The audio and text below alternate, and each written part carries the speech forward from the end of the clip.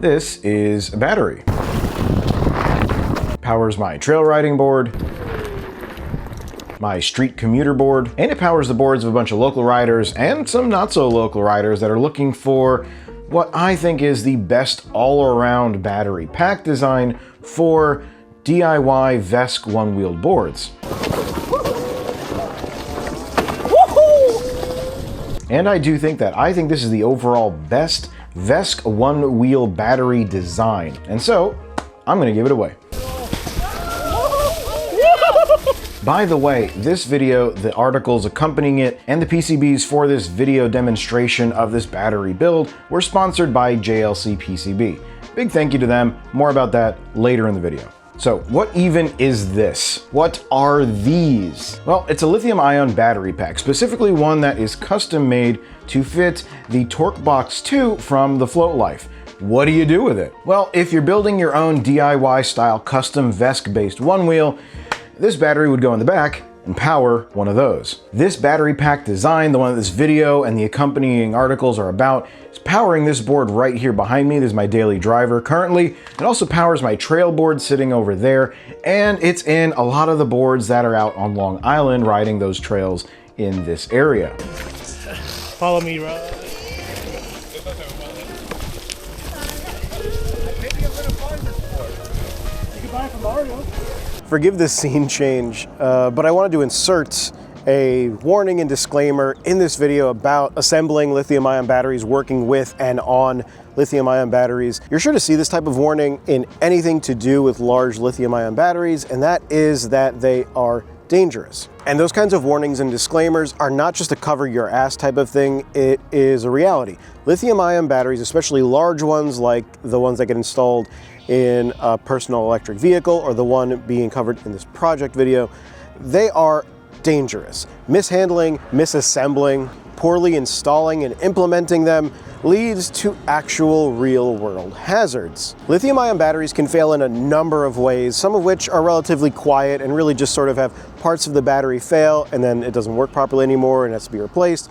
The other ways that it can fail are pretty catastrophic. And so the hazards and dangers of working with, on, and around large lithium-ion batteries isn't the same kind of danger as if you're just riding a one-wheel or a bike without a helmet. When you take certain risks, like riding a one-wheel or a VESC board without a helmet, that's, for the most part, second and third order effects notwithstanding, for the most part, it is a personal risk. You're the one at risk because you're the one doing it, and without protective equipment, you can sustain an injury.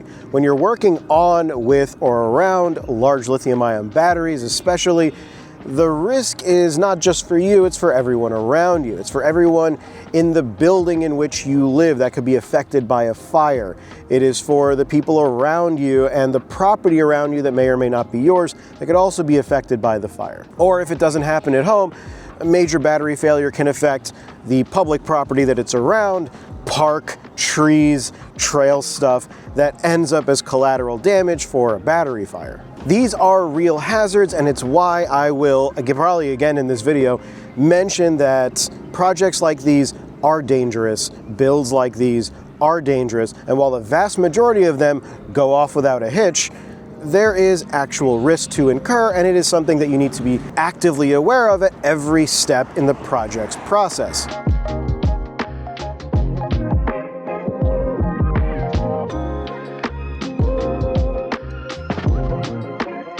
All right, I'm not gonna go too deep into VESC one-wheel lore. There's a lot. It's been a hobby that's been growing really fast for the last number of years, but back when, one of the most popular battery shapes was the 18S2P 21700 battery pack. The ones that I made, put into boards, sold to a lot of builders and stuff like that was the meat pack. It actually kind of got to a point where the phrase meat pack turned into a Kleenex level thing where it was a generalized used term. The meat pack was a thing. Even if you're pretty new to the hobby, just trust me, it was a thing. It was a really solid build plan. I took those builds really, really seriously. And even to this day, they're still just out there in boards working, and I'm really proud of that. So the 18S2P was like the all-around battery shape, battery configuration.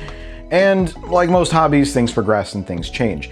I did not want to expand that battery size into the split pack area, which is unfortunately still kind of common in the real fervent DIY area. I had my own bad experience testing that configuration, so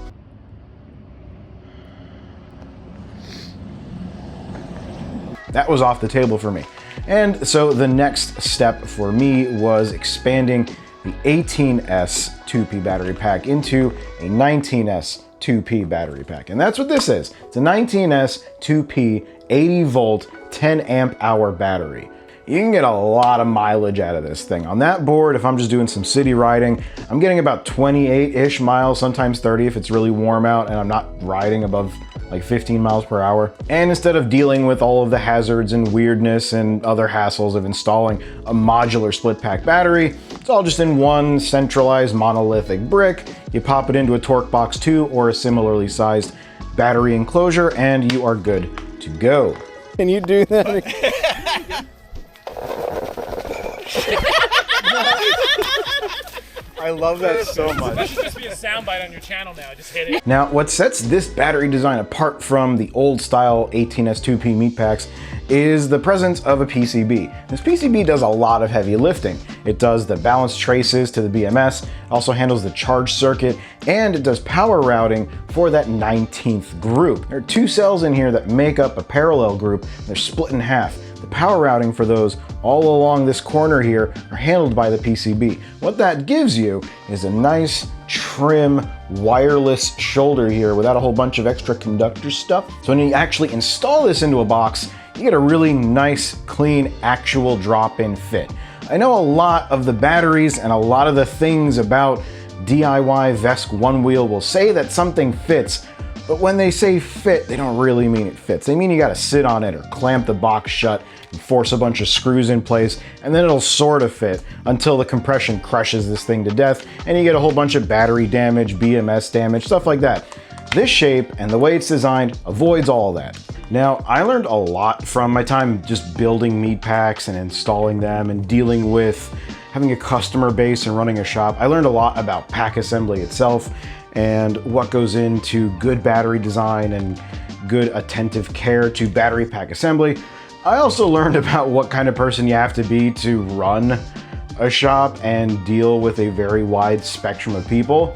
Oddly enough, that's why I'm glad to exit that space. But on the technical note, the things I did learn building the original meat pack and all sorts of batteries for VESC Onewheel boards, all that stuff landed itself in the 19S 2P Meat Pack Plus. Now, before I even get to the sponsor bit, I do want to give a big shout out to my friend and colleague, Benjamin at Background Electrical Consulting. He's the guy that I worked with on the design for this pack and the PCB. He's an incredibly talented and extremely professional battery pack designer. And in all the years that I've been working in this space, he is the most professional individual I've ever had the pleasure of working with. I will leave a link to his portfolio in the description of this video, as well as the articles that accompany this particular piece of content, and I cannot recommend his work highly enough. The IGN badge doesn't come with expertise. And then on to the sort of meat and potatoes of this battery pack design, and that is the PCB. And as was mentioned, this video and the published content around this design has been sponsored by JLC PCB. So what we're gonna do now is we're gonna go into JLC PCB's website and order the PCBs that I have right here, which are central to the build of this battery. Okie dokie, artichoke, JLC PCB, let's do it. We're ordering now. We're gonna upload the Gerber files for the PCB. Now, within the published file set, that file set is itself an archive. You have to unzip it or unextract the archive. Within that, in the PCB folder, is of course another zip file. Do not extract that. Gerber files are uploaded as a zip file, as an archive. And so here, we're going to just upload the TBG XR 19S 2P PCB fabs. That should remain as a zip. Just upload that and it will process it for you. Okay, and it shows us an image of the PCB as per the Gerber files. You get pricing breaks as you increase the quantity, naturally, so you order more, they cost less per piece. In this particular case, I only need 5 because I'm only going to do this as a test batch. And we're going to go down to PCB specifications. Under PCB thickness, we're changing this to 0.8. This is really important. You cannot have a very thick PCB because vertical space is at a premium in this particular project. All the rest of this can stay the same. Make sure though that PCB thickness is at 0.8 millimeters. Down under high spec options, we are changing the outer copper weight to 2 ounces. That is important because the PCB has some power routing for the split parallel group, as well as the terminals for the charging circuit from the BMS to the terminals of the pack. That's important. So 2 ounces of copper weight. And that's really the only stuff you have to change. You can change your quantity for pricing, whatever color if you'd like, but PCB thickness has to be 0.8, outer copper weight has to be 2 ounces. That's about it. All right, so now that we're done with some of the ordering stuff having to do with the PCBs for this project, as was mentioned, this video and this content is sponsored by JLC PCB. By the way, the battery that this video is about is in this board right here. This is my daily driver. It's my favorite board by far, at least currently. And this is the part where I talk about why you might want to choose JLC PCB for a project like this project specifically, or any PCB project you may have that you want to get done. Now, as you saw from the ordering process, they have PCB fabrication as well as PCB assembly.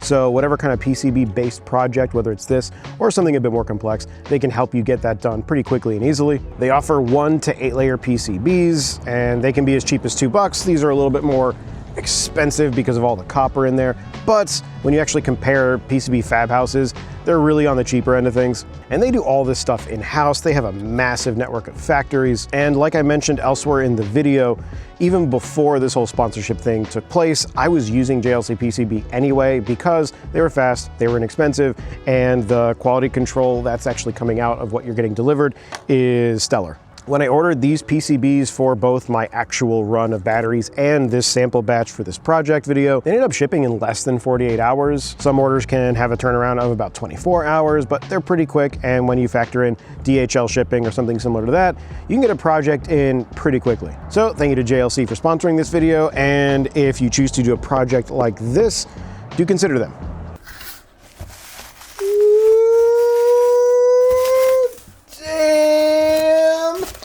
Hell yeah.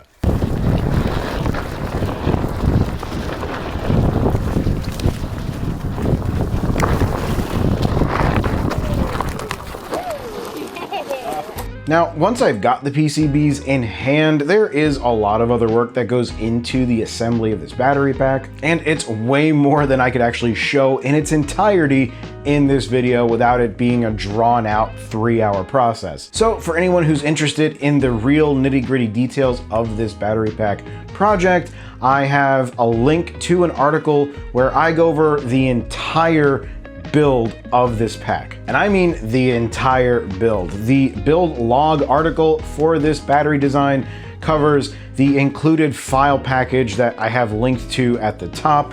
It has detailed photos and descriptions of the different segments of this build. You've got 3D printable assembly jigs, 3D printed insulator parts for this, a center insulator that keys into the PCB itself to make sure that everything aligns properly, prepping the PCB for the battery pack assembly, doing what's probably my favorite part of assembling a battery pack, and that's the actual cell brick glue up stage, where you take cells, add the insulation, and then glue them into the final shape that the pack is going to take. And then of course, welding on the pure nickel conductors and adding the wiring as needed. What the? I don't know if I can make this one. Yeah, you will. Woo! Damn it, Rod. It went over. I don't like this tool. Holy shit, I actually made it over. Super flux. You sabotage each one of us. I did, I'm sorry. Don't be sorry. Now, building a battery pack like this is tricky. It's not for everyone. This is not a novice project at all. This kind of a battery pack design, is for people who understand that lithium-ion batteries are as dangerous as they actually are, and has the time and patience and wherewithal to really put attention into the fine details of each step of assembly. A good example is the PCB itself. The PCB is loaded with copper conductor, and like most PCBs, the stuff that covers it is a relatively thin layer of solder mask. This stuff can be worn through, and that's why there is a custom shape of fish paper insulation, or barley paper, whatever you call it, with an assembly jig that goes on the side of this PCB that contacts the brick of cells. Without that, you got a pack fire. What's a pack fire? It's battery pack fire. Are those good? No, they're not. Do you want one? I sure as shit don't. And so paying close attention to steps like that is critical to a project like this battery pack being successful. And so if you're not really the type of project battery builder type of person that is willing and able to put the necessary respect on every single step, whether it's prepping the PCB or making sure that your welding settings and welding safety structures are 100%, this project's probably not for you. Unfortunately enough, there are a lot of folks who build projects like these that I've come to know and talk to in my time in this space that have a remarkably inflated sense of their own skill, and that's the sort of thing that can really work against someone undergoing a project with as many complexities as this, especially in the DIY space where a lot of new ideas, you're sort of just feeling them out as you go. This battery pack design is not something that you sort of throw caution to the wind and then just put under your feet, ride around and just think everything's gonna be fine. If the safety strictures in this design are not followed, you will have a bad and hazardous time.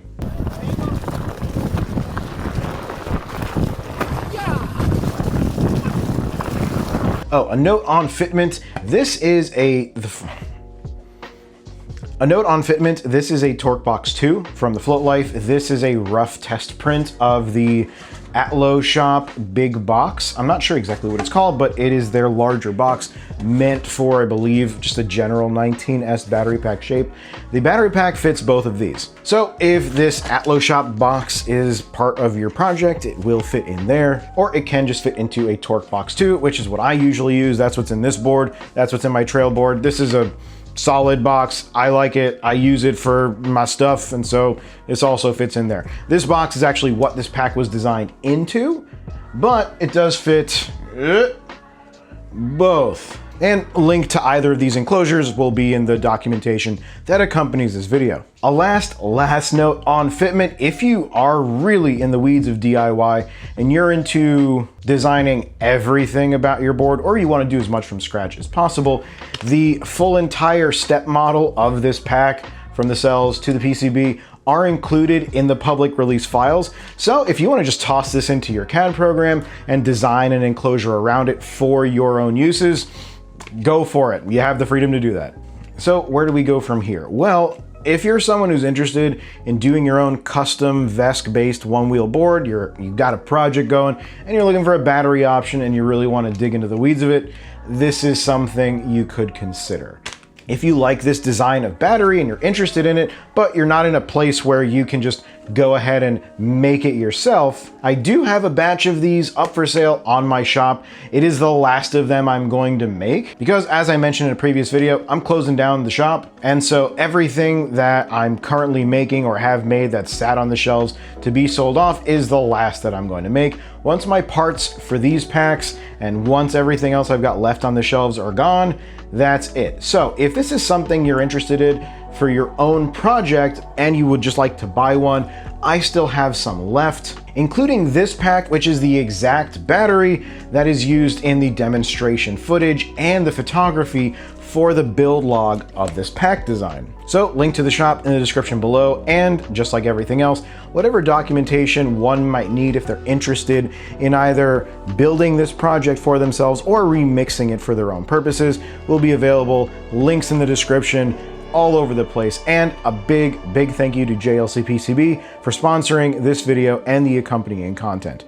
Thank you all for watching. I really appreciate your viewership. And as I mentioned in the beginning of the video, working with on or around large lithium-ion batteries is a danger. It is a hazard. This is hazardous DIY stuff. Do not take those warnings and those ideas lightly. The more seriously you take the dangers of lithium-ion batteries, the more likely you are to guard yourself against those dangers. That's it for this video. I'll see you in the next one. Take care of yourselves.